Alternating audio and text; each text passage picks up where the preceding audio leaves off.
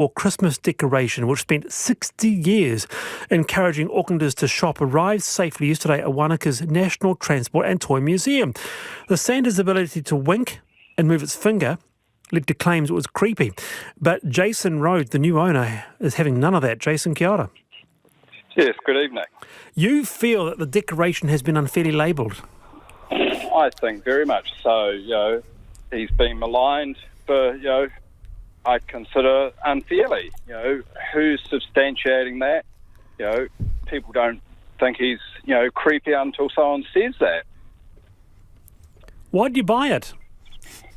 Well, it's an iconic figure, and I just hate to see these sorts of things disappear because, look, over the last few days, it's been unbelievable the amount of information that we've managed to find out. We've even found out who actually built him to start with, and it was actually a lady and her neighbour down the road that actually made it from scratch in the early years. She was commissioned to make it, and we've had all sorts of people that are coming forward with good information that we're trying to gather up, and that's the thing that we're trying to do at the moment is gather up the background so we can present that further down the track. Very cool. So, looking at the images of it, on the truck, gosh, you just realise how huge it was. So here is this creepy Santa. It's going to be in Wanaka. Are you going to get the finger moving? Are you going to get the wink going? Not initially. Everything appears to be there. We haven't had a real good look, but we sort of will eventually, but not in the first instance. Raj, have you seen this Auckland Santa with its creepy vibe? No, I haven't seen it when it's up, but when I saw the picture of the Santa being transported in multiple pieces by a truck convoy from Auckland to Wanaka, my first hope was that there's a short movie there, a kind of tranquil, sedate, heavy goods vehicle version of Goodbye Pork Pie. Just that journey felt very evocative. The drivers kind of mulling over whatever they're going through in their lives, driving through these stunning landscapes, taking Santa a bit closer to the South Pole. So, are you hearing this, Jason? You could have a short. You could have a short film on your hands. The road to Santa. Yes. Yeah. Yes, that's right. Well, I say, look, he's just given so many people so much pleasure, and that's the reason behind trying to preserve him. Because look, the cost of putting him up and down each year was just getting out of control. Absolutely. Hey, well done, Wanaka. Well done, Jason Rhodes. Thanks for your time. And well done, Rajorshi Chakraborty and Jenny Giblin. I really appreciate your time this afternoon. Thank you. Pleasure. Thank you, Wallace. Thank you, Jenny. I'm back tomorrow, 3:45, Friday's panel. See you then.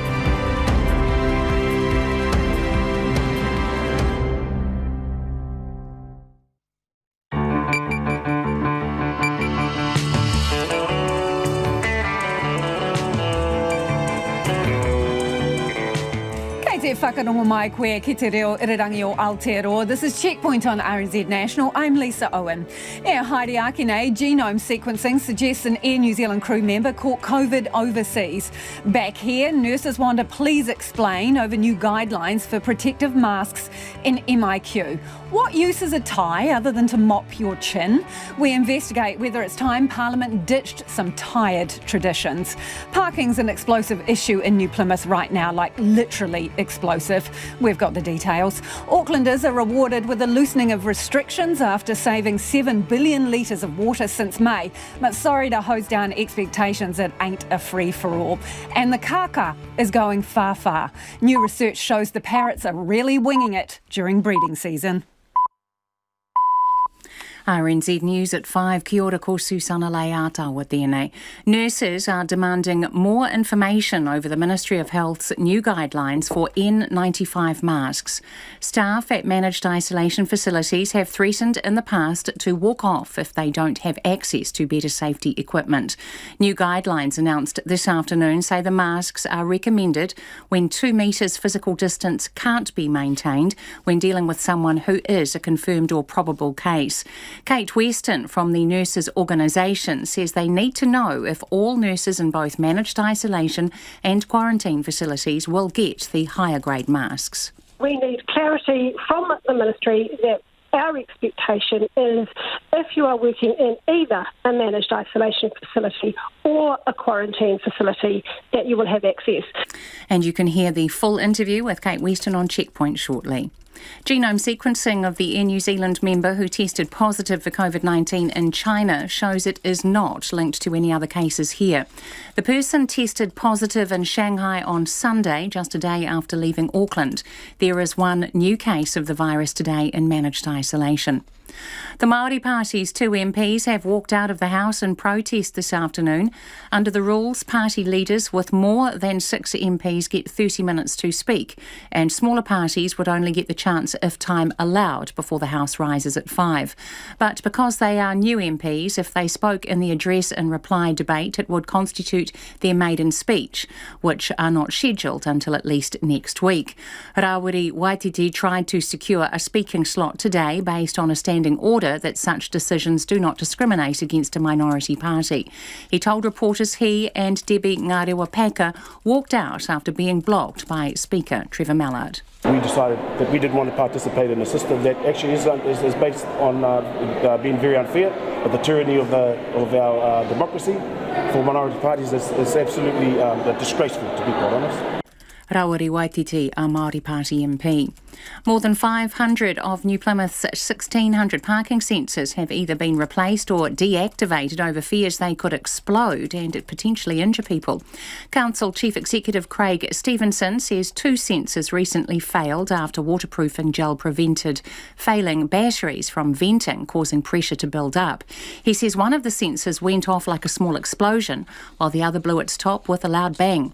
Mr Stevenson says there was a risk of injury if someone was standing too close. He says the remaining sensor batteries will be checked and replaced over time. A 22nd person has died as a result of injuries suffered in the Whakaari White Island eruption. The police say 64-year-old Horst Westenfelder died in early July at a hospital overseas. Sarah Robson reports. Mr Westenfelder died due to medical complications while being treated for injuries he received in the eruption on December the 9th last year. In a statement, his wife Angelica Westenfelder says it's unbelievable how many months her sensible, strong husband was fighting for his life. She says it's an irreplaceable loss for the family and his friends. Ms Westenfelder says she's thankful to everyone who has been thinking of the family. Call Sarah Robson, aho. The police say no specific group was targeted in a threat that led to Wellington High School being put into lockdown.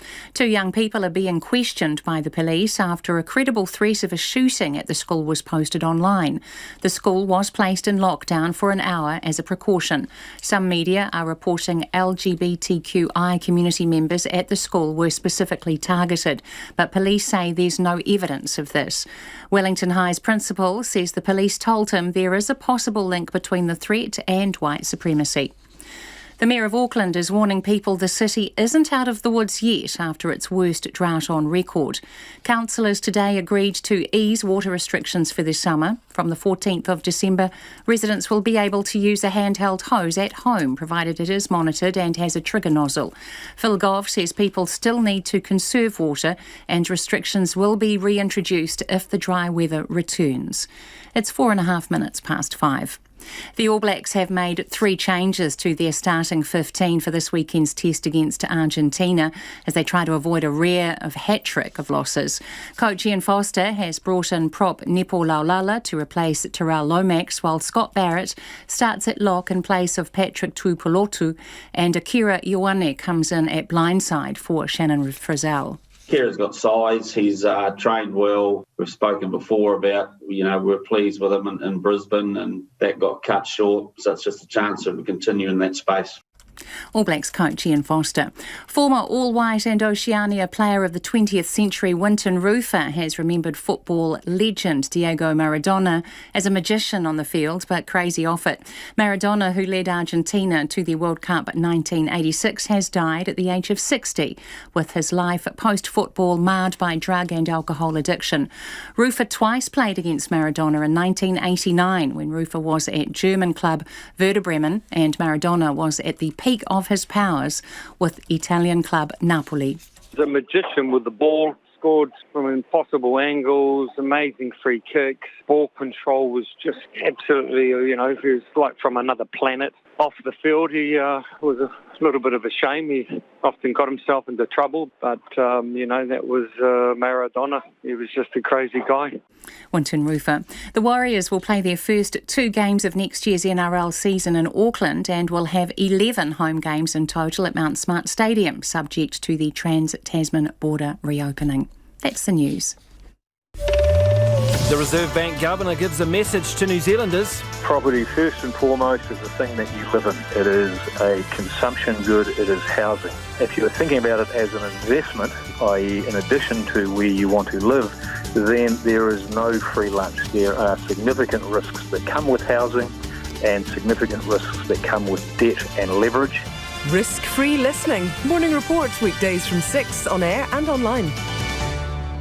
Now the short forecast from Met Service to midnight tomorrow. Northland to Taranaki, also Coromandel, Bay of Plenty and Central High Country.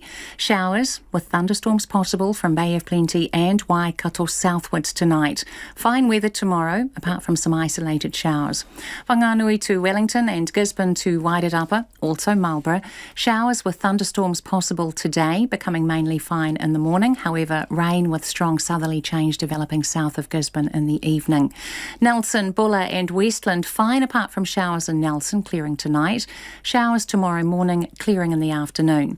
For Canterbury, Otago, Southland and Fiordland, cloudy periods.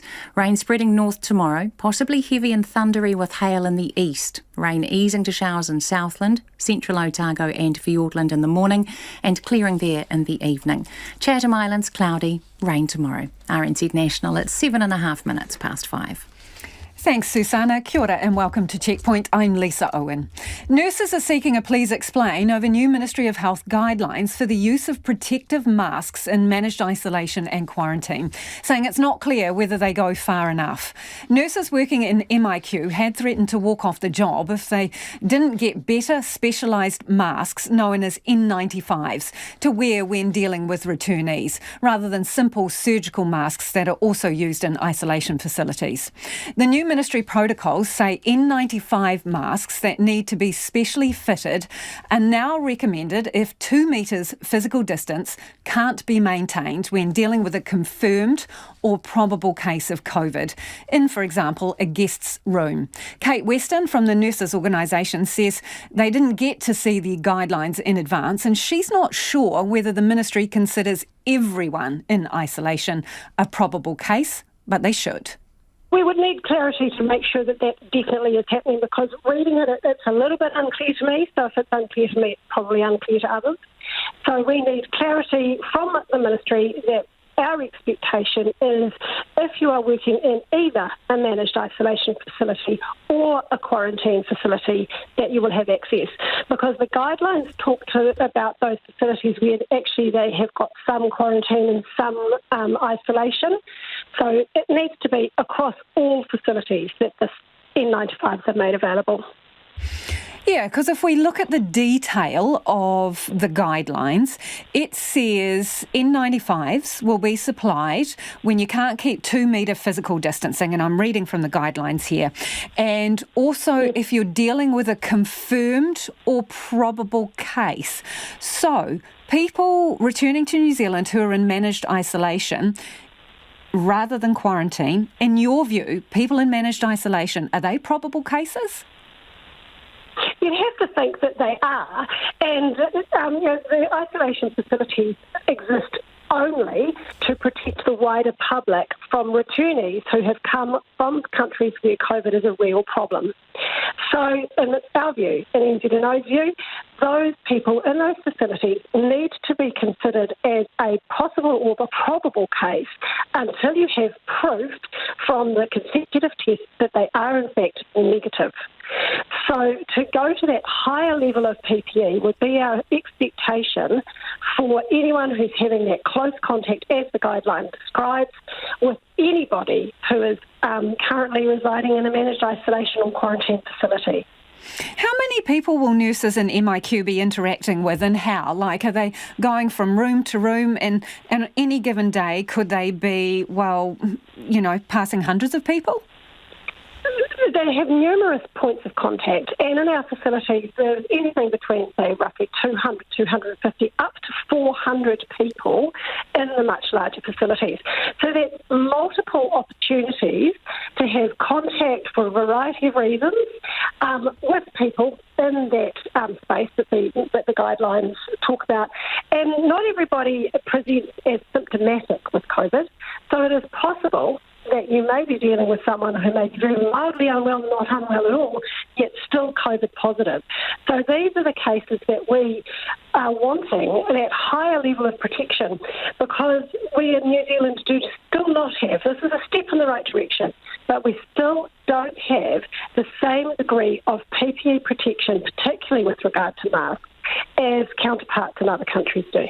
So when you say that, how does it compare? And also, for example, how does it compare?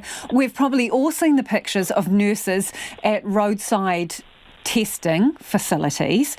How does the PPE in MIQ currently compare with those nurses working at testing sites and your colleagues working overseas? Okay, so nurses working at testing sites, you'll see them with a plain surgical mask, visor, a gown and gloves. And the difference that I would like to draw there is that those testing stations, a lot of them are outdoors, a lot of them are very open, and it is a transient experience. The person is passing through and they are gone. Whereas if you are working every single day of your working life in a managed isolation or quarantine facility, that is a closed environment. A lot of those buildings are air-conditioned, and there is a significant potential of airborne spread, particularly in the quarantine facilities, because we know that everyone who's positive is sent to those. There's still a risk in those managed isolation facilities, and they are both our point of strength and what sets us apart from the rest of the world in terms of our COVID control. It's also our weakness if that border control is not optimal. So these masks, N95s, they have to be properly fitted, and that involves a degree of training. So at the moment, is any of that training happening at MIQ? We're aware of some people have been trained, but our expectation, as you know, is that if you are putting yourself up to work in one of these facilities, irrespective of what your role is, that part of your orientation will be being fitted, because everybody's face is different. So it needs to be fitted, and people need a degree of training, particularly if you're not a health professional, on how to safely use that mask, so that you're not putting yourself inadvertently at greater risk. It hasn't happened at orientation, and the Ministry's guideline indicates that it's only going to happen over the coming weeks and months. And that to us is an unacceptable situation that needs to be addressed with urgency. You mentioned that you're coming into the busiest time of the year. Can you explain? Well, we're coming into Christmas and the holiday season, and we know that the facilities are apparently booked up from now until well into January.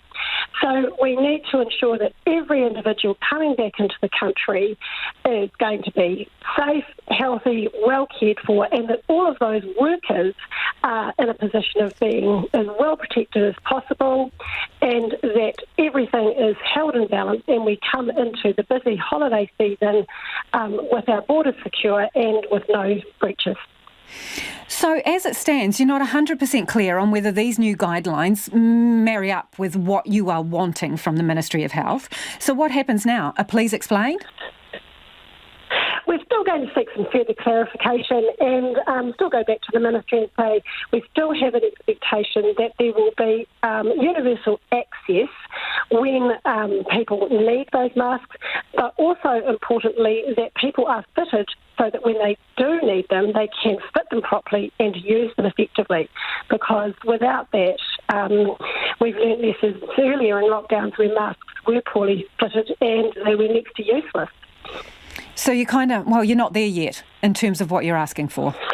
No, we're not there yet. It's a step in the right direction. It's a good acknowledgement that there is a risk, but we want the acknowledgement of the risk is not only in the isolation quarantine facilities, but there is also a risk in the managed isolation facilities where people may or may not have COVID.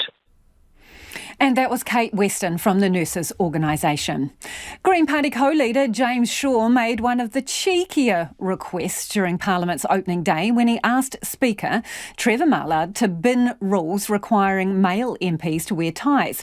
It got us here at Checkpoint wondering whether the tie is, well, tired, passé even. Our reporter Nick Trubridge and cameraman Nick Munro went to find out whether people think it's time to free the neck. If you are looking at further reforms, I wonder if we could take a look at the rule that requires gentlemen to wear ties. Greens co-leader James Shaw sticks his neck out on the big issues, but now he's trying to protect the neck from tight top buttons and firmly tied neck decorations. So, does this signal the end? Is the tie about to die? Checkpoint headed straight to the source, speaking to hard-working Kiwis whose livelihoods depend on people buying their silk creations. We sampled a few styles along the way, from floral and busy to striped and businessy. The male tie. James Shaw thinks they're a fuddy-duddy thing of the past. But we found a few people who beg to differ. James Shaw looks great in a tie. In fact, when he wears ties, I really notice them. And I don't think it's just me. He looks great in a tie, and he wears some great ties. That's John Crompton, the managing director of Parisian. This is a fourth-generation family business that makes fine ties and belts at its headquarters near Auckland's Karangahape Road. Crompton's great-grandfather picked up the three-piece design of the modern tie during a chance conversation with a man on a train while travelling across America. So he drew that pattern on his napkin, tucked it in his pocket and brought it all the way home to New Zealand, where he gave it to his daughter Ruby, my great-aunt. She was a dressmaker in Queen Street, and she sewed the first Parisian tie, and from there the history's built over 4 generations. Parisian celebrated its 100th birthday last year, so it's safe to say it's seen a few fashion trends come and go. But one has endured. Absolutely, it's still there. In fact, it's there more now than I would say it has been in the last 15 to 20 years. It's no news to anyone that the corporate world hasn't been wearing ties for, about 15 to 20 years, or that it's been a slow transition to a more casual outfit for work. But the tie has remained throughout history, throughout the last 100 years at least, always there as part of men's attire. So, is the trend going anywhere? Are there others who, like Shaw, say scrap the tie? It's always had ups and downs and ebbs and flows, but hey, it's always been there. And if anything, there's a growing interest in it now because it's no longer an obligatory item for corporate wear. So you don't have to go and buy a tie every season to look good and change at work. You don't have to. So the guys that are buying ties are really into them, and they want something special, and they recognise what the tie does for how they portray themselves. Crane Brothers owner Murray Crane has been in the menswear industry for 35 years. He thinks ties still have a place for formal occasions, but says tie use overall has definitely declined. I think that we live in a country that's very casual. And I've been in the menswear industry for 35 years, and I think you give Kiwi men an opportunity to not dress up, and they'll take it with both hands. So if you even leave the door slightly ajar, I think they're probably going to take that opportunity. In Wellington, Shaw's fellow MPs aren't keen to ditch them just yet. Quite honest, it's not the top item on my agenda to have a view on. I'm pretty relaxed about that. I think it's the kind of thing that the Speaker of the House is there to decide. No, it's not something I've given a great deal of thought to, but now that I think about it, it's probably inevitable that it will change, I would think. I'm one of that generation that just naturally gets out of bed in the morning and throws a tie on without thinking too much about it. I quite like being here. When I was in police, of course, they were little elastic ones. Now at least I get to tie them. I'm a bit more traditional. I don't mind wearing a tie in the debating chamber. It gives it an air of formality, which I think there should be an air of formality around parliamentary proceedings. No, I'm a bit of a traditionalist. In my view, the tie is part of treating Parliament with the respect that it deserves, and that neat formal attire is part of what actually Parliament should require. I support, keeping ties, keeping some style. It's what the people expect, but also once you start changing the rules, then why don't we just turn up in flip-flops and, anything else? I'm a little bit of a traditionalist on this one. I like a good tie and a good pocket square. Back on Auckland's Queen Street, there is less of a consensus. Checkpoint barely spotted half a dozen people wearing ties as they went about their daily business. Important for a funeral maybe, but most of my colleagues have given up wearing the ties. They're gone. They're history. Why do you think that is? They're restrictive. They're not across genders and everything. It's a specific male thing, and it's hard enough being, male, let alone showing it with a tie. Do you still wear a tie? I do, yeah. I wear ties on interviews, to clients, important days in the office. I do understand the formality to it, but I'd say it's probably maybe a little bit outdated sometimes. The worst thing is doing up the top button. I find it quite constricting on the throat. So, that's sometimes I'll undo the top button and just sort of put the tie on loosely. That's a bit of fine hard. A man doesn't have to wear a tie, then women shouldn't have to wear high heels. If you don't want to wear them, don't wear them. So it's like gender stereotype. So from my point of view, it doesn't really matter if you wear a tie or not.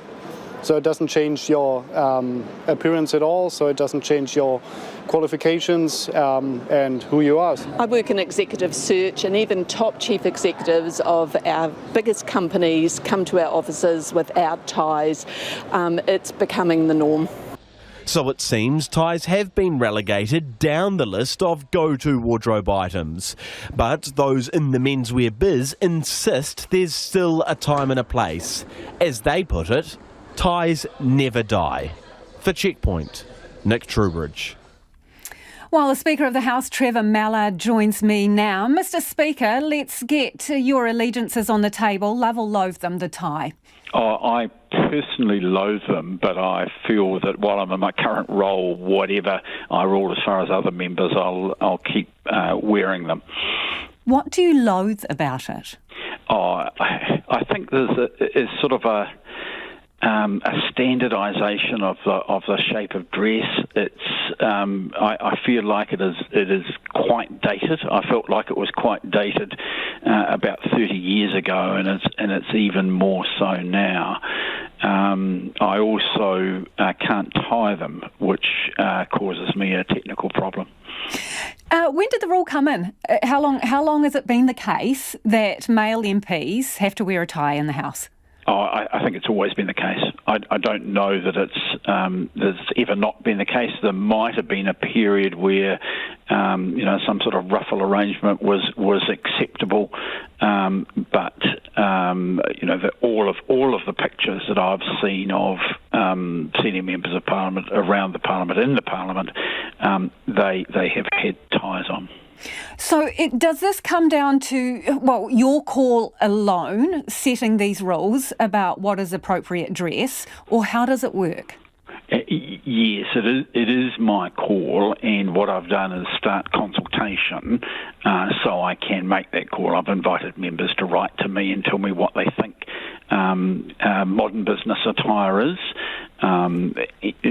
Clearly the rules are such that members must wear business attire, and in fact one of the interesting things is up until a couple of decades ago there were no rules for women. The rules only related to the dress for men, because it wasn't contemplated that women would be members of Parliament, and the rules were never updated for them.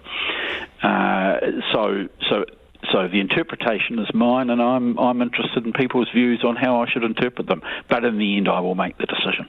Okay, so isn't the tie kind of a gendered stereotype because it just applies to the blokes? Well, there are a couple of women in Parliament who wear ties every now and again. But do you require a tie of women, though? You only require it of men, don't you? No, of course it's a gendered stereotype. I mean, it is, the old rules, have it as business attire for men. So I suppose what I'm saying, Mr Speaker, sorry to interrupt, but I suppose what I'm saying is, would it be more appropriate to move to more gender-neutral rules around what is appropriate dress? Well, that is certainly my view, and that's what I'm asking members about. What do you consider, or what's considered modern business attire? Where do you draw the line? Well, I think there are questions around jackets or not jackets, and a lot of business leaders who I meet would be in, what I would describe as smart casual, rather than an informal dress, and that obviously allows for a bigger range of colour, jackets or not jackets, and shape of shirts, rather than the more traditional shirts with the collars designed for ties. So, other than mopping your chin of some, stray food or soup, what purpose do you think the tie serves? Does it make an MP better? No, of course it doesn't make an MP better. And I've sort of never mopped my face with my tie. I have the opposite problem. I'm more likely to drop my soup on the tie. I suppose it saves a shirt, and it depends on the colour of the tie whether or not you see the stain or not. Are you going to look at just ties, or are you going to broaden the brief? Well, no, it's not just about ties. It's about what business attire is these days, and clearly there's more. There's more at stake than just a tie on. At the moment there's the expectation generally people wear a suit and tie. It involves jackets of particular types, and I can remember at one stage a member of Parliament being tossed out for wearing what was a very, very expensive leather jacket, one which probably cost 3 or 4 times what I was paying for a suit at the time, and it looked really good, but it didn't fit the definition. This was 30 odd years ago. So just quickly before you go, when do you hope to have made a decision on it? What I've indicated is I've asked people to tell me this year, and I'll indicate what the decision is around the starting time of Parliament next year. Thanks very much for your time. That is the Speaker of the House, Trevor Mallard. It is 27 minutes past 5 and you're with Checkpoint on RNZ National. Love your feedback on that one. Do you think it's time to get rid of ties, or is it about setting a standard? You can text us on 2101, tweet us at Checkpoint RNZ, or email checkpoint@rnz.co.nz. And now to some breaking news. 6 members of the Pakistan cricket squad currently in managed isolation in Christchurch have tested positive for COVID-19. 2 of these 6 results have been deemed historical. 4 have been confirmed as new. The 6 members of the squad will be moved to the quarantine arm of the managed isolation facility. The Maori Party's 2 MPs have walked out of the House in protest late this afternoon. They've been caught by Parliament's rules that specify which parties can speak and which can't in this particular debate, based on their size, something the party says is discriminatory. Here's our political reporter, Katie Scotcher. Kei te mōtiri te Pāti Māori kia riro i a mātou, te kaumāori maminiti, ki ngā kaiarahi o te Pāti Māori i roto I tēnei wahanga whakautu kora. Order. And just like that, they were gone.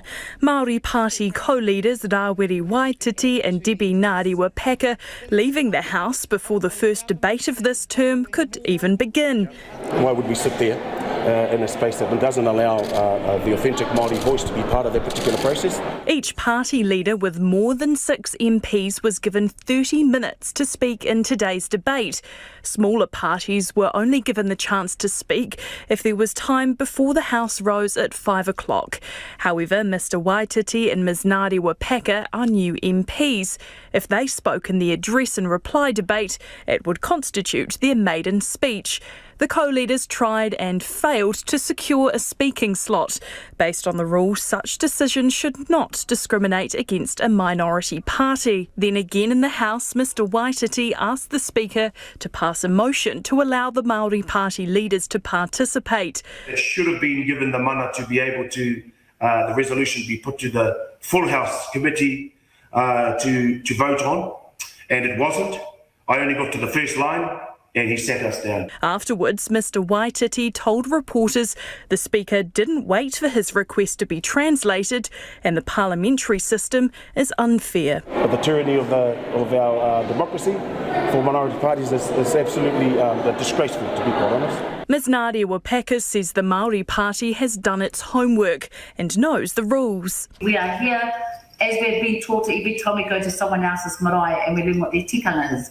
But the problem is, I think the resistance for Te Pāti Māori and the resistance for Māori kaupapa to come independently and unapologetically from us is not wanted. She says they make no apologies for walking out. It was disgraceful. You would have actually told us to get up and leave. And when we can't even use the same tikanga that every other party is entitled to, when we're actually prohibited from asserting our roles that we're allowed to as MPs, then actually it's time to get up. The Maori Party's interim chief of staff, John Tamahere, calls the Speaker's decision discriminatory. What's 15 minutes when you give an African brother and one of our tuaines a 15-minute speech, and then you give the leaders of all the other parties 30 minutes? What's wrong with allowing the Māori voice? The Speaker told the House he stopped Mr Waititi speaking before the debate because of specific rules.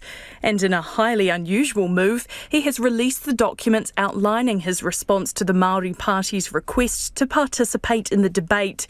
The Speaker says the co-leaders were each offered a 15-minute speech recognising their maiden and party leader status. That was the approach that was taken, I think, with David Seymour in 2014. So there's precedent and prior precedent for that. It's become clear that that was not acceptable, and therefore I presume that is the reason that the members walked out. Rawiri Waititi and Debbie Nadia Paka are expected to make their maiden speech next Thursday. Atuiti whari parimata, monsi hōtaka o te ahi nei, ko Katie Scott Chiraho.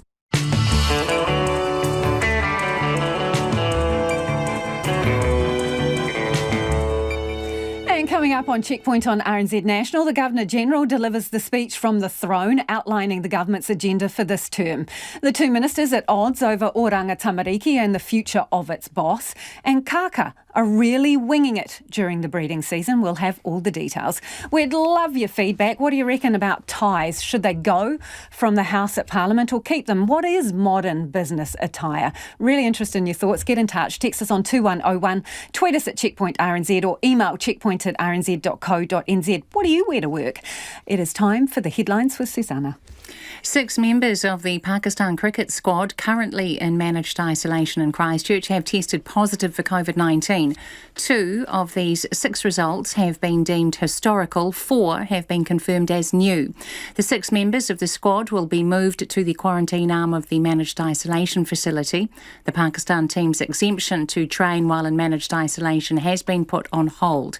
New Zealand cricket has also been made aware that some members of the Pakistan team broke protocols on the first day of managed isolation. Nurses say they're in the dark about how many of them will receive N95 masks.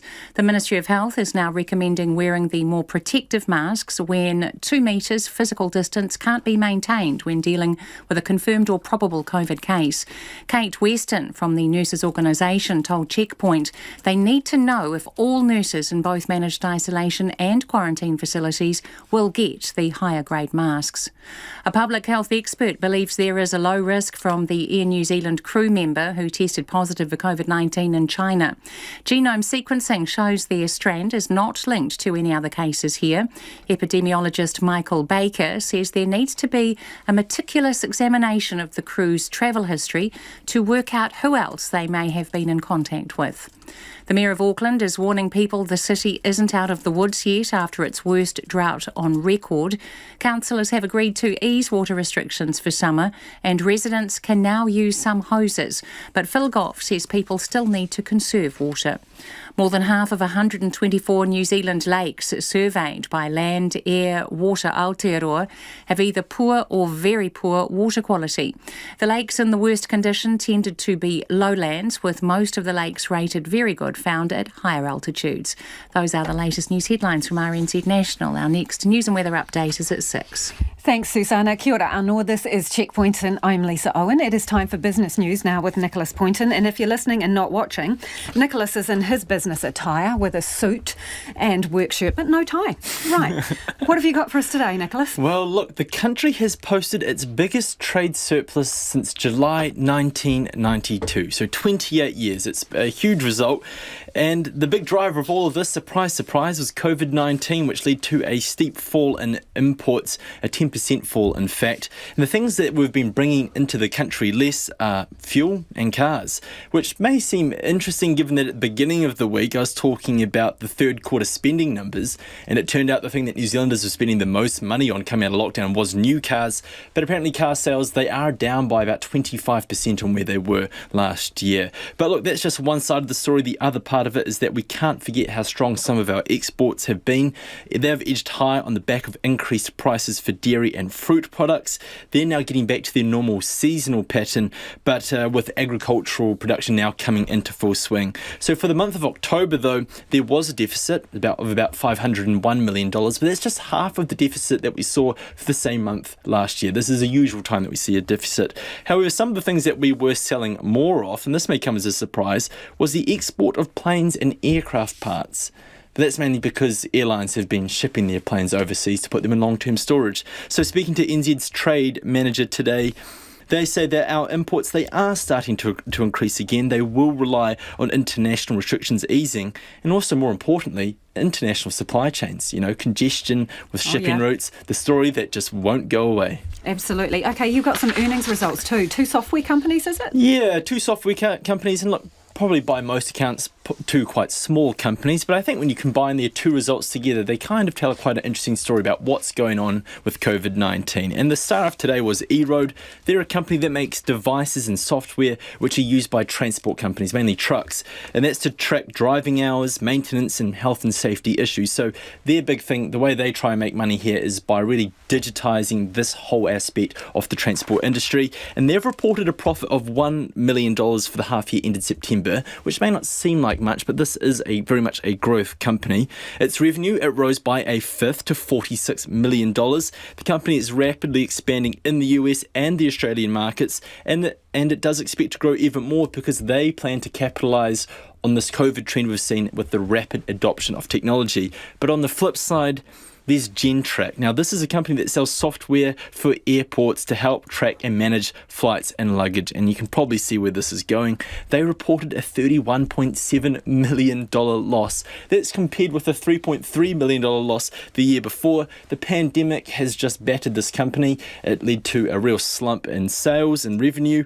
and it's also led to it's been forced it to drastically write down the value of its business. They do have a new CEO. He came into the role about a month ago, and at their big investor call today, he sounded very confident. He apparently has a history for turning around the fortunes of companies. He stressed the importance of good leadership. He says this is what this company now has. So look, we'll keep a close eye to see how they go forward. But it turns out, for software companies, trucks, good. Airports, maybe not so much. And what have you got from the market for us? Well, our local share market did close down 0.5% to 12,602. Our dollar has hit 70 US cents. That's as the greenback continues to weaken amid downbeat economic data. We're at 95 Australian, 52.3 British pence, and Bitcoin, we have seen a bit of a correction. It's down 4%. We saw $1,200 just wiped off the face of its value. So now a single Bitcoin will only net you 25,500 New Zealand dollars. And before we go, the business story of the day in 10 seconds or less. What is business attire, Nicholas? Oh, it's pretty much, I don't know. It's probably anything you want, really. And radio, no one really sees you half the time, so you can get away with it, can't you? Good point, Nicholas. Nicholas Poynton with Business News there. In an early Christmas gift to Aucklanders, the council has decided to ease residential water restrictions this summer. The city's been under restrictions since May, when storage across all reservoirs fell to just over 44%, as the region experienced its worst drought on record. But with the dams now filling up, currently at 72%, the Auckland Council has agreed to let residents use their hoses from mid-December. Katie Doyle reports. Gardeners and clean car enthusiasts can breathe a sigh of relief tonight, with the council agreeing to further ease water restrictions. Mayor Phil Goff applauding Aucklanders for their conservation efforts in today's meeting at the Auckland Town Hall. Aucklanders since May have collectively, both residents and industries, have collectively saved nearly 7 billion litres of water. But he's clear, the city isn't out of the woods yet. What we're doing today is not saying, OK, everything's OK, go back to old and less good habits. We're saying continue to conserve, but because you've done so well in conserving, and because Council and Watercare have invested strongly in providing new supplies of water, we can relax the restrictions and allow people to use handheld hoses. From December 14th, Aucklanders will be able to use a handheld hose at home, as long as it's monitored and has a trigger nozzle. Councillor Chris Darby wanted to know what exactly a trigger nozzle was, and if it could potentially be misused. One of the first things I googled was trigger nozzles, and one of the first I came across was one with a trigger lock for convenient and less tiring watering over a longer period of time. It's also frost-free. You know, I'm just wondering, have we got that right? Now, I'm sorry if I sound pedantic, but I'm just trying to avoid my picture of somebody holding a hose in one hand on a stake with a locked trigger nozzle filling up their 100,000 litre pool with a nice beer in the other hand in their recliner by the pool. The 10 reservoirs in Auckland are collectively sitting at about 19% lower than they should be at this time of year. That meant Councillor Josephine Bartley wasn't totally in favour of easing restrictions. Why would we consider relaxing the water restrictions anymore? I don't get it. If I want to wash my car, I'll park in the rain. So, I'm still unsure about supporting these recommendations. Watercare Liaison Councillor Linda Cooper supported the move, but says Aucklanders shouldn't stop conservation efforts. Water is precious, and Watercare have had a really good program around that. They've got their own website called Water is Precious, and I think we often forget that there's only one atmosphere that we have, and all our water is encased in that atmosphere. It can't come from Mars. Beaming in on video, NIWA scientist Ben Knoll described the future of Auckland's climate following 2 of its driest years on record. So the extended outlook, which takes us through the summer season, overall, there's about an 80% chance that Auckland will see either near normal or above normal rainfall. And about a 20% chance for below normal summer rainfall, and that's including December, January, and February. Aucklanders will need to wait until December 14th to get out their hoses, just enough time to track down a trigger nozzle if you don't have one. For Checkpoint, Katie Doyle. If you're just joining us, in breaking news, some of the members of the Pakistani men's cricket team have tested positive for COVID-19. 6 members of the team have tested positive for the virus at a managed isolation facility in Christchurch. Now, the ministry has confirmed that some of these tests are historical, while some of them are recent. All the cases are being moved to quarantine rooms within the facility, and members of the team will be tested a minimum of 4 times while in managed isolation. This is a statement from the Ministry of Health. They also say that all members of the team returned a negative COVID-19 test and passed a symptom check before departing Lahore. As a result of the positive test, members of the team will not be able to leave the facility to train. Any training is conditional on public health assessment, so at this time, no training will take place. However, there is a slight hiccup in here. It turns out that since their arrival, several team members have been seen on CCTV at the facility breaching managed isolation rules, despite the ministry says clear, consistent and detailed communication of expected behaviours while in the facility. The Medical Officer of Health at the Canterbury DHB has sent a letter to the squad's management and communicated to the whole team that all members are required to stay in their rooms until advised otherwise. And apparently the whole team has been issued a final warning, although there's no information on what exactly that means and if they breach that final warning, what that will trigger. We're hoping to get a hold of someone from the Ministry of Health to explain in more detail what is happening there. Mops were on hand in the Waikato town of Te Awamutu today as businesses cleaned up after being flooded during a torrential downpour yesterday. Heavy rain and hail struck in the afternoon, causing stormwater drains to overflow and water to come through the roofs of buildings. Andrew McRae reports. At first glance around the town this morning, any signs of flooding wasn't obvious. But a closer look showed wet carpet at the entrance to many shops, a few with signs saying closed because of flooding, and others doing the hard yards behind a mop. It was all hands on deck at the Robert Harris Cafe. Owner Anita Zhao says water suddenly came down from part of the roof. All the rain, kind of pouring down from the showering, it's just so heavy, and then start leaking a little bit, and all of a sudden it's just uncontrollable. We try to use a bucket to catch the water. She says customers nearly got more than they bargained for. Customer was right sitting underneath the roofing there, and by the time the staff members see the leaking and say, oh, we better, quickly lift the table and then just in time. The last customer sitting by that long table, just about to leave, and all of a sudden start dropping, Bit of a shock for them. Yeah, very. All had a big fight. Luckily, the place is insured.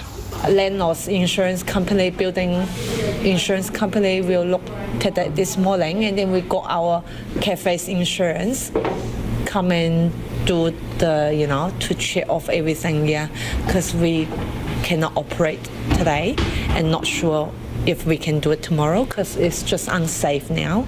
Yvonne Heister is from the barber shop next door to Robert Harris. It was like thunder. It was really I've never seen rain so heavy. She described the intense downpour.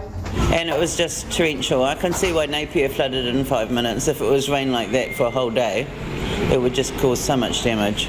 So I guess it was running down the street and the footpath, was it? On a bit of a slope here? Yes, it was, yeah. And then the little windows at the back of the shop that started coming in through there. Did they sort of blow out or just leak? They blew out. Yvonne says the damage is still to be assessed. But I think they're going to assess it today and put the glass back in, put new glass in today. But I'd say they'd probably have to replace the jib and things, yeah. Did you have customers at the time? Yes. So it was a surprise for them too? Absolutely, it was indeed. At the Central Cafe, water quickly rose to about 60 centimetres out the back and started to come inside. We just had buckets and mops and towels, and everybody got stuck in and stayed late just to clear it all out. That's Chef Emma Peterson. She says the clean-up went smoothly. We had a lot of staff on yesterday and they all pitched in, and it was really good. Open this morning on time? Yep, everything was on time. Business as usual? Yeah, absolutely. On the streets of Te Awamutu, the rain was the main topic of conversation. Very, very heavy and severe winds. Quite a bit of surface flooding on the roads, And coming in this morning, there were a few slips on the roads. A lump of ice that size came down. Like a tennis ball sort of thing? Yeah, one beast. Lucky it wasn't all of it. There was just one big one. The rest were some of the size of marble, some small marble. Yeah, the hail. And how heavy was the rain? Oh, heaviest I've seen. I don't know, but heaviest. The heaviest we've seen. Ever. And you've been here for a while? Yeah. 60 years. Fair time. Met Service meteorologist Hudor Thordson says hailstones the size seen yesterday in Te Awamutu aren't uncommon. These hailstones are formed when there's strong upward motion in the atmosphere that holds them aloft for a long period of time, and they have time to grow to a certain size. He says there's some more bad weather on the way for some parts of the North Island tonight and into tomorrow. For Checkpoint, Ko Andrew McRae Tene. It is almost 11 minutes to 6. I'm Lisa Owen and you're with Checkpoint on RNZ National. Keen for your feedback on anything you've heard on the programme so far this evening. You can text us on 2101, tweet us at Checkpoint RNZ or email checkpoint@rnz.co.nz. Genome sequencing suggests an Air New Zealand crew member who caught COVID probably got the virus overseas. The person who flew to Shanghai returned a positive test there on Sunday. They arrived back in New Zealand on a cargo flight yesterday to avoid contact with any passengers and are now in quarantine. Their close contacts are also being tested and so far 9 results have come back negative. Results from genome sequencing have revealed that the strain of COVID that the crew member has is not linked with any New Zealand cases, indicating it most likely came from overseas. Checkpoint wanted to talk to Air New Zealand about crew protocols on international trips. It declined to be interviewed. The COVID Recovery Minister Chris Hipkins also turned down our request to come on the programme, and the Director General of Health, Dr Ashley Bloomfield, also declined to be interviewed. A parking space with a bang. Fears parking sensors could explode has led New Plymouth Council to replace or deactivate more than 500 of them. It's emerged the sensors' lithium batteries are spontaneously combusting, causing the devices to blow up. Our Taranaki Whanganui reporter Robin Martin has more. At least 2 parking sensors in New Plymouth have exploded recently, and the council's scrambled to make sure it doesn't happen again. The sensors are fixed to the ground and communicate with parking wardens' handheld devices to tell them when a vehicle has overstayed its welcome. A problem with the sensors first emerged earlier this month, and the electronics company A.D. Riley replaced 62 units. But then another malfunctioned and a further 440 were deactivated. In a statement, the District Council said this was a precautionary measure in the interests of public safety, but it didn't elaborate. When pressed, it revealed the batteries were overheating, providing an ignition source which caused the sensor to break up into fragments. This afternoon, Chief Executive Craig Stevenson ditched the euphemisms and spelt out exactly what happened.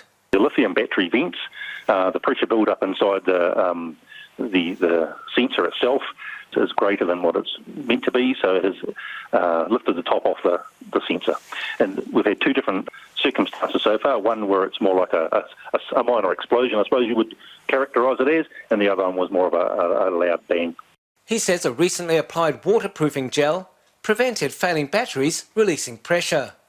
But it's not the first time a parking sensor has exploded in New Plymouth.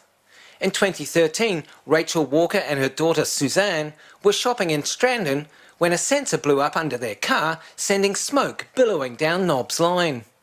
Ms Walker, whose car had to be towed away, told media at the time it was like a bomb going off. Mr Stevenson says the public safety concern is genuine. The risk is that someone might have been standing too close when the top of the sensor came off. Potentially could injure somebody? Yeah, I think that's fair to say. There was potential for injury, and of course, public safety is our paramount priority, and that's why we move very fast. And the company has been outstanding and also moved very fast. He says all the failing batteries have now been removed. Councillor Murray Chong has long rallied against the introduction of the smart meters. We're wanting to get the best, but it's not proven. I think we spent about 600,000 or 700,000 on replacing them a few years ago, and then we had to replace them again just a couple of years ago, and now these ones are playing up. So, when do we learn our lesson? We should never have changed until we have proven technology. He says lithium batteries are a known risk factor.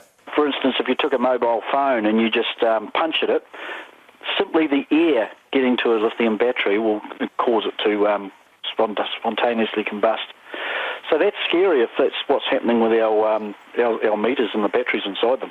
On the streets of New Plymouth, folk were none too impressed to hear the parking sensors could blow up. I'm just parked now over one of those sensors. I just hope it doesn't fragment under my car. That's a bit of a concern, I admit. But I'm going to leave it there today because it's difficult to find a car park today and I'm meeting friends for lunch. Even if a car's parked over or, someone's walking next to it, it's dangerous either way. Oh, they need to fix them, don't they? The end of the story, mate, yeah. I'll avoid them now. There must be a risk out there because you have a leaky fuel tank or a bit of oil on the road. There's going to be an explosion, isn't there? Unfortunately, none of this means shoppers can enjoy free parking in the run-up to Christmas, as Mr Stevenson explains. The bad news here is they won't know which ones we're replacing, which ones we're turned off at the moment, so they should continue to feed the meters as they normally do. This is a very short-term issue. We will have these swapped out by next week at the latest, and then the company's going to go through and upgrade all the batteries across the whole lot as a subsequent phase. New Plymouth's 1,600 parking sensors and 90 integrated pay machines were installed in 2012 at a cost of $1.2 million. 5 years later, it was discovered the sensors weren't communicating properly with the warden's devices. So in 2019, 1,500 of the on-road sensors were replaced at a further cost to ratepayers of $800,000. AD Riley is picking up the bill for the current repairs.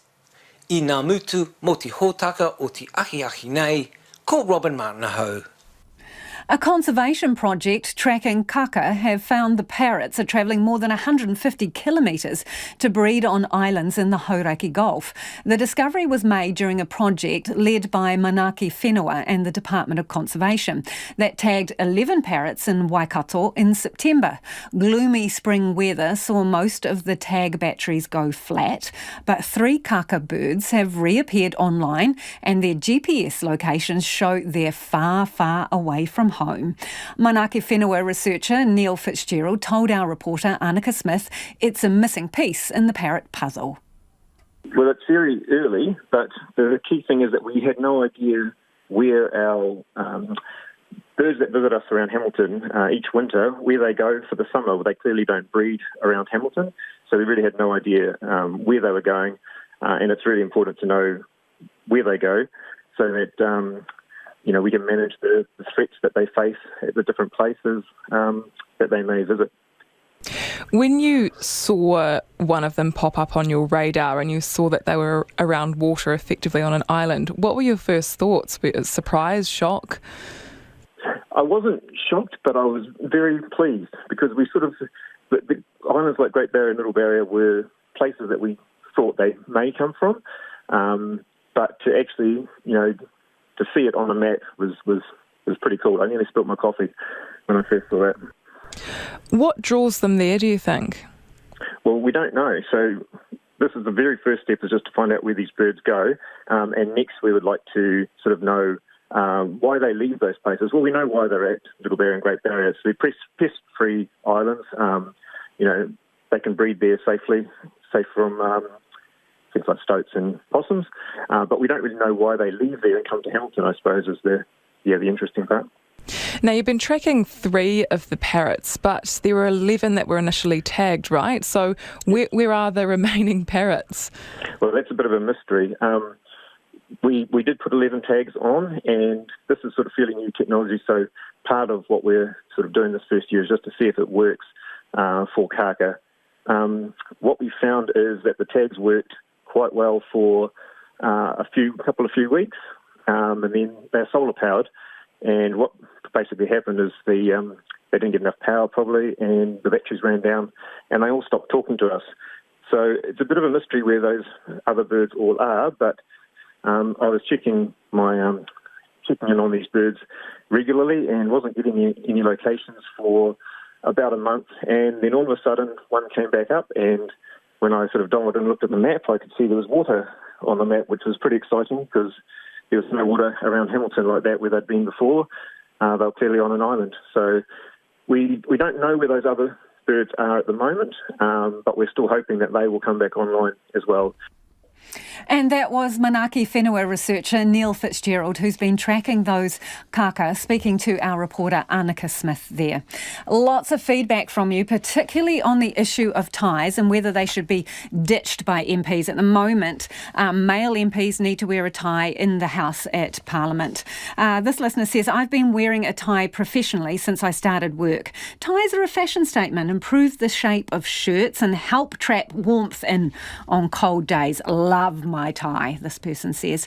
Nick's got in touch to say, ditch the tie. Outdated sexist display of male superiority that has no place in this era. Steve says, welcome to the Sloppy Joe's Parliament. How about those awful ripped women's jeans? Acceptable? Well, the rules are business and tie, Steve, so I don't reckon that you get ripped jeans in there anyway at this point in time. Someone else says, keep the ties in Parliament. They set a standard in our highest office. And Di's got in touch to say, hi folks, ties are unflattering and more uncomfortable on overweight men with thick necks and double chins. Di goes on to say there are a few of those in Parliament. Another listener says, I'm a male, don't even try and gender neutral me. Someone else says, I deeply loathe ties and the outdated conformity they represent. And Ewan says, I'm a corporate and never wear a tie, don't know anyone who does. They actually have no point. Parliament should reflect modern times, Ewan says. Let the tie die. On the Pakistan cricket team, news this evening that 6 of the team members have tested positive. 2 have been deemed to be historical. There's 53 squad members in isolation in Christchurch, and some of those cases have been moved into the quarantine wing of that facility. But it has been shown via CCTV at the facility that the team has been breaching managed isolation rules despite clear, consistent and detailed communication, MOH says. RNZ News at 6, ngan mahinui ko Susana Leata with BNA. 6 members of the Pakistan cricket squad, currently in managed isolation in Christchurch, have tested positive for COVID-19. The 6 cases will be moved to the quarantine arm of the managed isolation facility where the team has been staying. The Ministry of Health says the 53 members of the squad were tested when they arrived in the country on November 24th. All members of the squad returned negative results on the 4 occasions they were tested before leaving Lahore. The ministry also says that since their arrival, several team members have been seen on CCTV breaching managed isolation rules. The team has been issued with a final warning. All of the breaches took place in the facility and there is no risk to the public.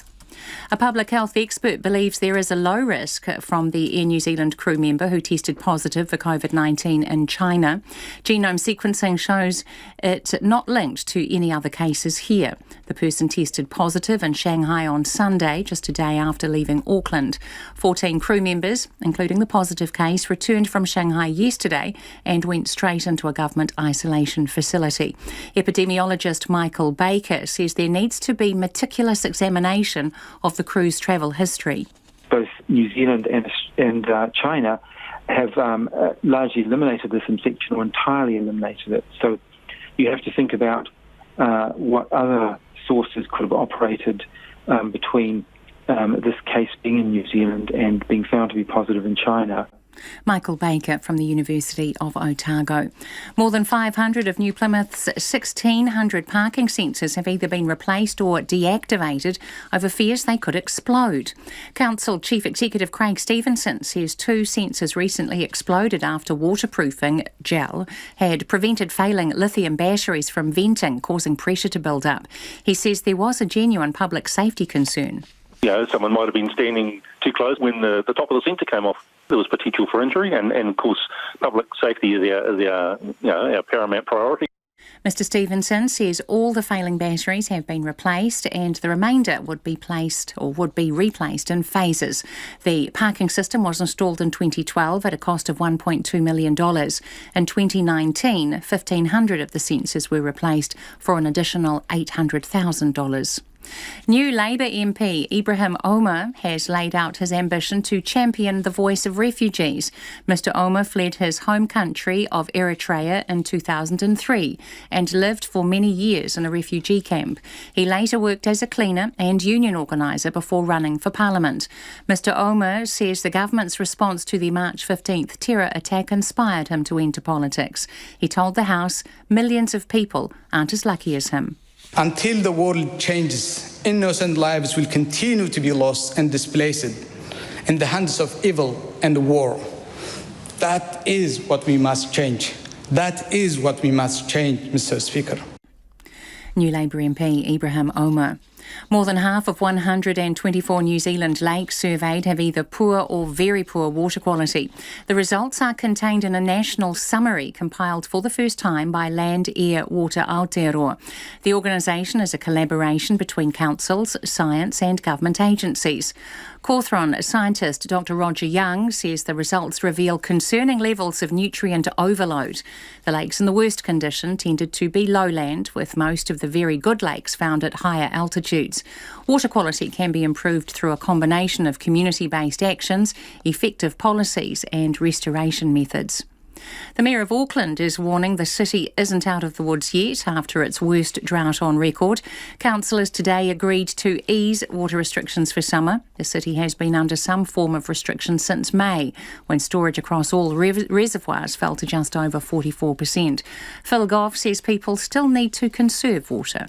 Were demand to get really high again, or were we to face an extraordinary prolonged period of drought over summer, then we will put back the restrictions. The Auckland Mayor Phil Goff. The Speaker of the House says he will review Parliament's dress code over the summer break. Yesterday, Greens co-leader James Shaw publicly asked Trevor Mallard if he would consider changing the rules that require men to wear ties in the debating chamber. Mr Mallard says the rules state that the dress code is for business attire. He says he accepts interpretations of that have changed over time, and he has invited MPs to write to him with their views. Trevor Mallard says in the meantime, all MPs must obey the rules. It's 5 minutes past 6. The All Blacks coach Ian Foster has resisted making sweeping changes to his side that were beaten 25-15 by Argentina in their previous Tri-Nations match, with just 3 changes in the forwards for the rematch on Saturday. The backline remains unchanged, with Richie Mo'unga at first 5, Beauden Barrett at fullback and Geordie Barrett on the wing. Some critics have been calling for Geordie Barrett to be dropped, but Foster believes his big boot could come in handy in Newcastle. The first 3 tests, and Geordie played, scored 3 tries and really dealt with the right wing particularly well. I felt it wasn't his best game when he went to fullback in Brisbane. We do trust his kicking game and his decision making with his brother at the back. Meanwhile, Argentina have kept just 5 players from the team that drew with the Wallabies last weekend. The New Zealand and West Indies cricket teams will make a joint announcement tomorrow about how they will recognise the Black Lives Matter movement during their upcoming T20 series. Black Caps newcomer Devon Conway says senior members of both camps have met to discuss how they will show support for the anti-racism movement during the 3-match series, which starts tomorrow night in Auckland. It's just a really good initiative, I think it's creating awareness around worldwide, and it's just getting on the back of that and showing our support, and backing the decisions that they're making and trying to support it in any way we can. Devon Conway. That's the news. Take the pulse of the day's news every weeknight at 10. As the supercomputers get more powerful, that's opening more doors to improve the forecast. Live with local, national and international stories as they happen. Making sure that people know the public health risk and just encouraging people to stay out of the water until such time as it's safe. Up to date if you're up late. Lately with Karen Hay every weeknight from 10 on RNZ National. Now the short forecast from Met Service to midnight tomorrow. Northland to Taranaki, also Coromandel, Bay of Plenty and Central High Country. Showers with thunderstorms possible from Bay of Plenty and Waikato southwards tonight. Fine tomorrow, apart from some isolated showers. Whanganui to Wellington and Gisborne to Wairarapa, also Marlborough. Showers, thunderstorms possible tonight, becoming mainly fine in the morning. However, rain with strong southerly change developing south of Gisborne this evening. Nelson, Buller and Westland fine apart from showers in Nelson, clearing tonight, showers tomorrow morning, clearing in the afternoon. Canterbury, Otago, Southland and Fiordland, cloudy periods, rain spreading north tomorrow, possibly heavy and thundery with hail in the east, rain easing to showers in Southland, Central Otago and Fiordland in the morning and clearing there by the evening. Chatham Islands, cloudy, rain tomorrow. RNZ National, it's coming up to 8 minutes past 6. Thanks, Susanna. If you're just joining us, this is Checkpoint and I'm Lisa Owen. 6 members of the Pakistan cricket squad who are in managed isolation in Christchurch have tested positive for COVID-19. The Ministry of Health says the 53 members of the squad were tested when they arrived in the country on November 24th. All members of the squad returned negative results on the 4 occasions they were tested before leaving Lahore. As well as that, the ministry says since their arrival, several team members have been seen on CCTV breaching managed isolation rules, and the team has been issued with a final warning. Just what impact the positive cases will have on the team's visit here remains unclear. Sports Minister Grant Robertson has declined our request for an interview tonight. His office says this issue is the domain of the COVID Minister, who we are also trying to contact. But back in September, Mr Robertson told Checkpoint's Nita Blake-Person that any positive cases in sports teams touring here may mean the end of the tournament. What happens if one of these players does test positive?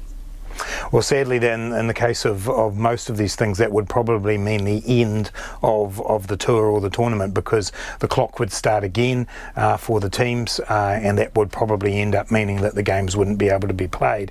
And that's actually the risk that obviously the sports themselves are carrying. In order to be able to train as a group, they're taking the risk that if one of them gets sick, that effectively means the whole team has to stand down.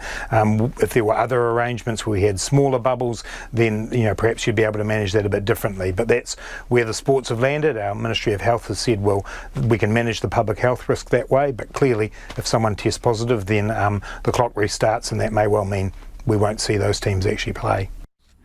That was Grant Robertson speaking to Nita Blake-Person on the programme back in September.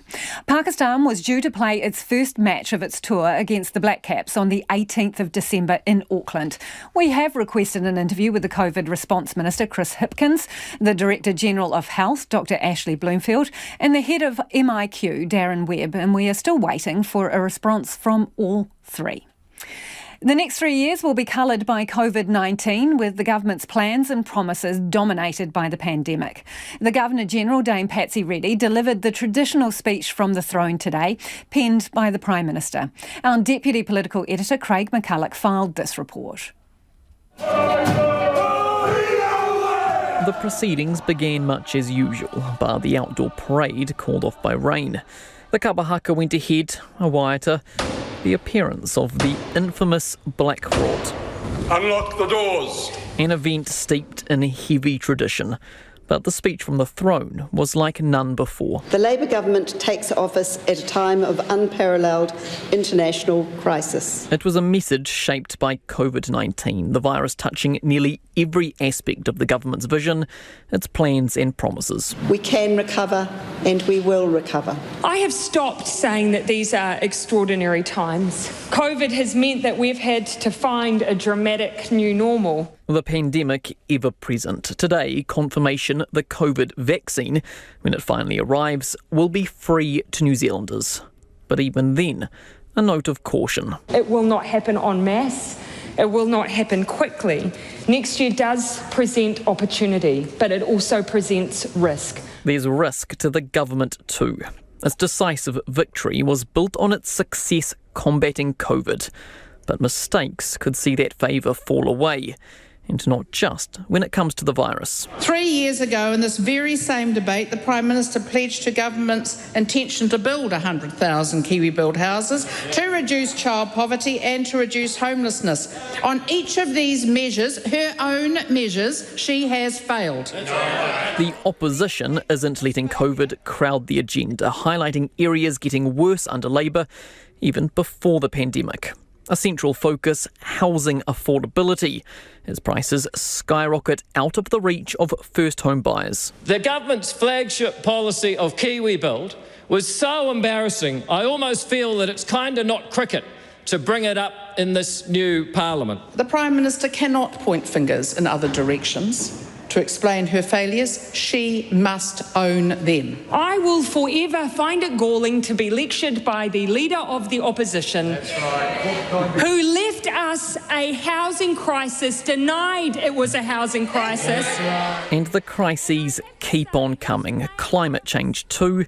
The Prime Minister will introduce a motion next week to declare a climate emergency, A symbolic move. She says the government will not neglect these long-standing problems, even while grappling with COVID. I am confident that we can leave, Mr. Speaker, this place having made it better than we found it, and that is what we intend to do.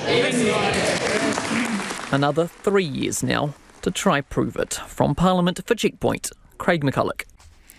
Children's Minister Kelvin Davis has blamed Pene Henere's lack of cabinet experience for speaking out of turn on Oranga Tamariki's leadership. Henere yesterday sparked rumours Chief Executive Gráinne Moss was set to resign, which she has refused to do. It's as a week of continued scrutiny against the agency gets worse, with the release of yet another disturbing documentary by Newsroom about the removal of 4 Maori children from their forever home. Joe Moyer reports. Oranga Tamariki can't seem to stay out of the spotlight. First, a damning report by the Children's Commissioner which concluded major problems at the agency were unfixable. And then a surprise statement by Pene Henere to media that Chief Executive Gráinne Moss was set to resign. Pene Henere has since had a telling off by the Minister in charge of the agency and today admitted he was wrong. I just want our tamariki to have the best, and I've spoken to Minister Davis. My intention wasn't to overstep the mark. However, him and I are both committed to the betterment for our tamariki.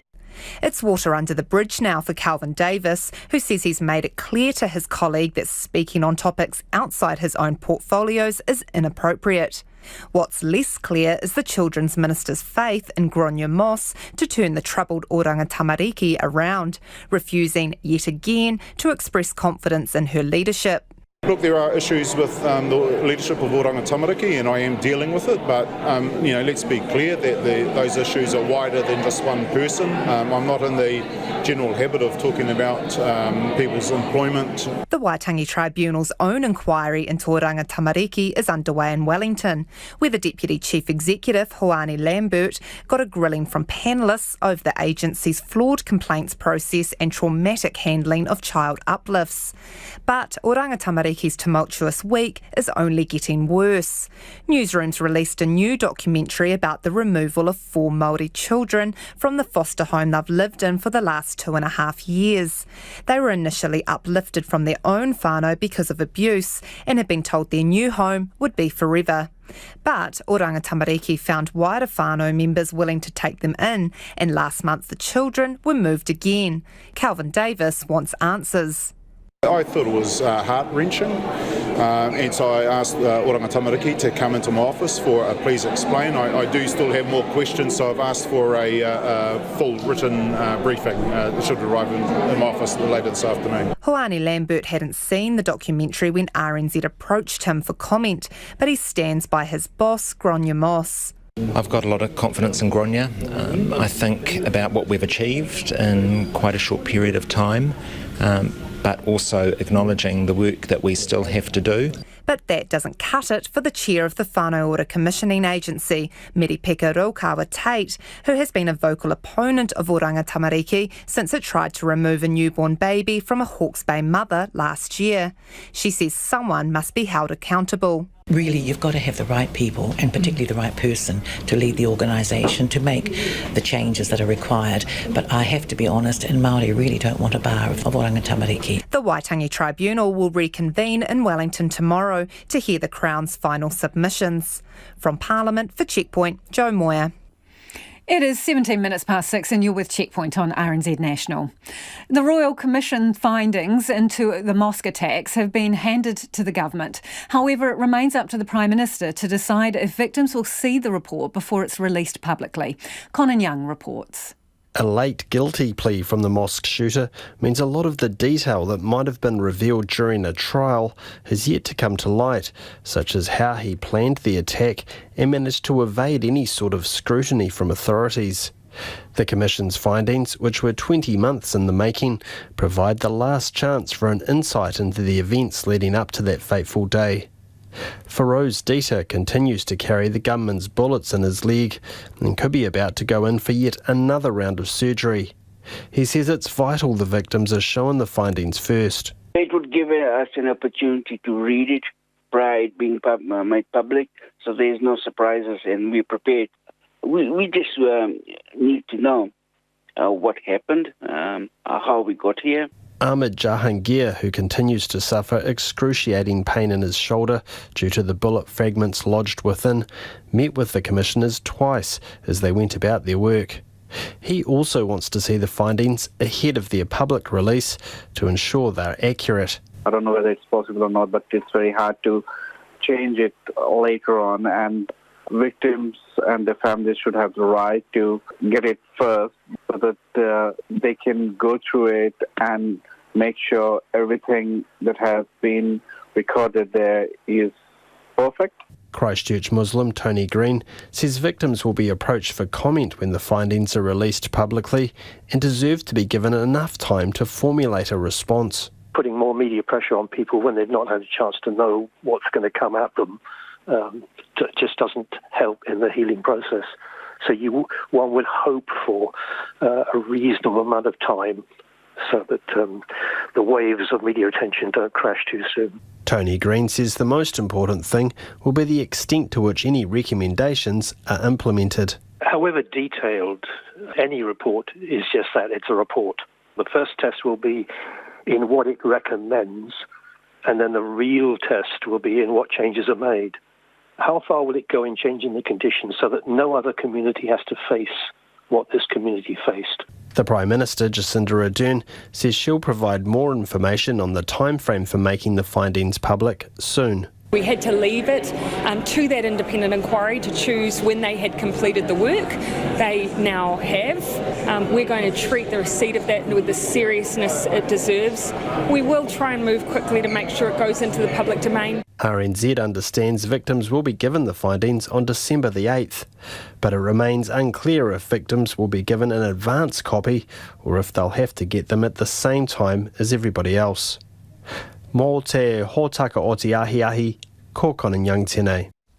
Mast bumping, likely brought on by turbulence and flight speed, is being blamed for a helicopter crash that killed its pilot. The Transport Accident Investigation Commission released its final report into the crash that killed pilot Matthew Wallace in 2018 at Lake Wanaka. He was flying a Robinson R44, a helicopter that continues to be on the Commission's watch list. Eva Corlett reports. Matthew Wallace was an experienced pilot, the son of the aviator and founder of Alpine Helicopters, Sir Tim Wallace. The 39-year-old had flown the Wanaka to Upper East Burn Valley route hundreds of times before, but that afternoon on July 21st, 2018 would be his last. Mr Wallace's Robinson R44 helicopter broke apart mid-flight and hurtled down into Lake Wanaka. The Transport Accident Investigation Commission has found that turbulence and flight speed likely contributed to what is called mast bumping. 19 others have died in the past 30 years from Robinson mast bumping accidents. Mast bumping occurs when a two-bladed teetering rotor head seesaws so much that it breaks its own drive shaft. Chief Commissioner Jane Mears says in this case the blade sliced through the cabin. Examination of the accident site and the wreckage showed that the helicopter very likely broke up in flight. The main rotor head had teetered or swung beyond its limits and struck the teeter stops on the main rotor shaft. The spread of pieces of perspex in the water and on land indicated the canopy was damaged in flight. Turbulence is common in New Zealand, and it's been a factor in 5 out of 6 Robinson helicopter crashes involving mast bumping in the 10 years prior to this accident. Ms Mears says it also likely contributed to this crash. Evidence shows that local pilots knew that strong localised turbulence was likely over Stevenson's Arm in northwesterly conditions when the wind funnels through the saddle at the top of the arm and swirls around in the lee of the hills. Evidence showed that there was a northwesterly wind and that a front passed through the region around the time of the accident, making turbulence more likely. Speed could also have been a factor. The helicopter was relatively light and weather conditions were less than ideal in a mountainous area known for localised turbulence. so flying at close to the maximum permitted speed increased the risk of an adverse outcome. Robinson helicopters urge pilots to reduce their speed in significant turbulence. But Ms Mears says up until this year, the definition of significant wasn't clear in the pilot handbook. She says investigating the causes of Robinson crashes can be difficult due to a lack of information. The lack of reliable data on the initiating cause or causes of mast bumping occurrences continues to limit the effectiveness of safety investigations. And lastly, the requirement to understand more about the performance of the Robinson Helicopter Company designed rotor system, especially in turbulence, remains.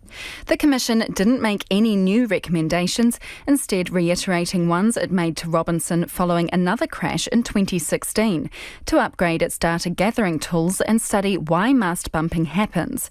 She says both of these recommendations are being implemented. There is no call to ban the helicopter, despite its record for flight-related deaths in New Zealand. Our low-G mast bumping accident rate is 9 times higher than in the US.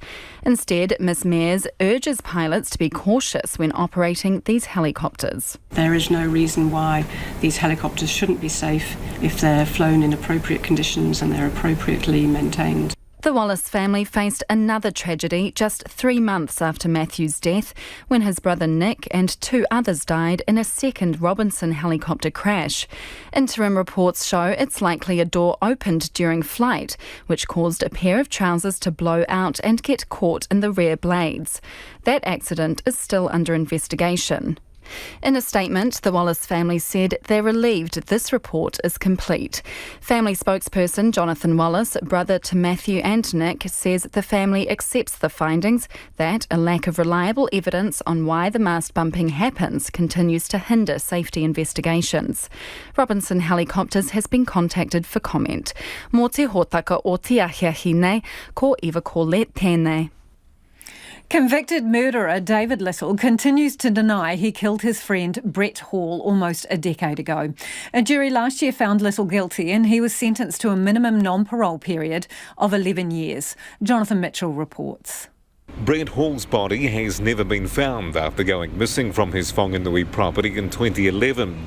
An undercover police operation in 2014 was set up and Little confessed to the killing. When arrested, Little first told officers they had got the right man, but later claimed he was innocent. During the 10-week trial, the court was played many hours of recordings from the police undercover operation, saw a range of physical evidence and heard from dozens of witnesses. However, Little has returned, this time to the Court of Appeal, to appeal his murder conviction. His legal team argued yesterday that the confession was unreliable. However, today, Crown lawyer Mark Lillico told the court the confession proves Little was responsible. You've listened to what I told you, it's self-defence, which is an implicit recognition that he is responsible for the homicide of Mr. Hall. He went into specific details about the undercover operation, including the purchase of guns for a hunting trip. Mr. Lillico told the court Little had no gun licence. Later, he read from a transcript in which Little had mentioned where the body and weapons might be. Mr. Little has said, well, the weapons just went in with the body. You said that's with him, or the guns are with him, the body. The guns are where I can't find them. Where you can't find them? Oh, is this where we went the other day? Yeah. That's if no one else has already found them because they cut all the trees down. I only had them about this far underground. The 2-day hearing wrapped up this afternoon and the court reserved its decision. At the Court of Appeal in Wellington for Checkpoint, called Jonathan Mitchell, aho. A magician on the field and unpredictable off it. That's how former All-White Winton Rufer is remembering football legend Diego Maradona. Maradona, who led Argentina to World Cup glory in 1986, has died at the age of 60. Such is Maradona's legendary status in his homeland that the Argentinian government has declared 3 days of national mourning. Winton Rufer twice played against Maradona in 1989. He spoke to sports editor Stephen Hewson about coming up against the Argentinian star. One of the greatest players to have ever played the game, and obviously what he could do on the field was, truly phenomenal. He's a magician with the ball. scored from impossible angles, amazing free kicks. Ball control was just absolutely, he was like from another planet. And no, he was really amazing. Off the field, he was a little bit of a shame. He often got himself into trouble, but obviously no doubting his amazing football ability. You got to play against him quite possibly at his peak when you were at Werder Bremen and he was at Napoli. And I was looking back, that game was almost 31 years to the day. Pretty amazing stuff. Young Kiwi boy from New Zealand on the world stage, with a big German club and him playing against one of the best teams in the world. It was pretty special. And then, of course, I scored the winner. We were leading 2-0. They then got back to 2-2. We had an absolutely incredible game because they were clearly the favourites. And then on a breakaway in the last minute, I scored the winner. And then directly after the game, I swapped shirts with them. Normally, when you finish the game, you're jumping over your teammates and celebrating because it was a massive win. I sprinted past my teammates and then sprinted up to Diego to get his shirt. And he was more than happy to swap? Well, he wasn't too happy at all, to be honest, because you never like to lose, and especially at home. And that same season, they won the Scudetto, which is the Italian championship. No, he wasn't too happy, but good. He was still a gentleman enough to swap shirts with me. Did you ever get to speak to him off the pitch much at all? Oh, look, I caught up with him a few times with FIFA, activities, and he's actually quite a humble guy, but a lot of those big guns, Pelé, Beckenbauer, Cruyff and that, quite humble. And that was the former all-white Winton roofer talking to sports editor Stephen Hewson there. Well, we have been talking about the Pakistani men's cricket team where 6 members have tested positive. This afternoon we've got that news. There's been zero response to our request for an interview from the COVID response minister. Air Commodore Webb, who's in charge of MIQ, hasn't got back to us either. Ministry of Health has responded by saying they didn't have anyone available to speak to the matter this evening, but they hope to have an update on the group tomorrow. Overwhelmingly, your feedback on the issue is send the Pakistan cricket team home. RNZ News headlines at 6:30. The Pakistan cricket team has been issued a final warning for breaching managed isolation rules, while 6 squad members have also tested positive for COVID-19. A young person has been charged in relation to an online shooting threat that saw Wellington High School put into lockdown today. The police are continuing to look into claims former National MP Andrew Falloon sent pornographic images to at least 5 women. Donald Trump has pardoned his former National Security Advisor Michael Flynn, who pleaded guilty to lying to the FBI. Our next news and weather is at 7. Tonight on Nights, we're at the intersection of science, fact and fantasy with the McDiarmid Institute's Dr. Catherine Whitby in search of real-life equivalents to Mandalorian, the metal they use to make bounty hunter helmets out of in Star Wars. Our overseas correspondent, Shobha Narayan, is on the line from India, and Rachel Church is putting the inventions of Johann Sebastian Bach into context. On Nights with me, Brian Crump, after the news at 7 on RNZ National. That's right. Nights with me, Brian Crump. Coming up after the news at 7, I'm getting ready for that broadcast right now. So I won't tell you what's coming up in the show because I just did tell you with the tape. However, what I can tell you about what's coming up in this half hour is our report from Parliament, the House, because the official state opening of Parliament and the speech from the throne by the Governor-General was today. Phil Smith will have coverage of that later in this hour. But right now, it's the detail, and tonight Sharon Brett Kelly is looking for a champion for those who suffer from or have to look after people with dementia.